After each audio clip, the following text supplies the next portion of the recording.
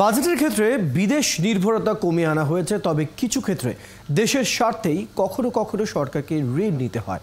2024-25 অর্থ বছরে জাতীয় বাজেট পাশ হবার পর এক প্রতিক্রিয়ায় একথা বলেন পররাষ্ট্রমন্ত্রী ডক্টর হাসান মাহমুদ। তিনি বলেন, পৃথিবীর অনেক দেশে অফশোর অ্যাকাউন্টে টাকা রাখার পদ্ধতি রয়েছে, বাংলাদেশেও তা শুরু করতে চাচ্ছে। যে কোনো বিদেশি কোম্পানি দেশে অফশোর অ্যাকাউন্ট খুলে টাকা রাখতে পারবে। এর আগে স্পিকার শিরীন শারমিন চৌধুরীর সভাপতিত্বে অনুষ্ঠিত অধিবেশনে কণ্ঠভোটে পাশ হয় 7,97,000 কোটি টাকার জাতীয় বাজেট।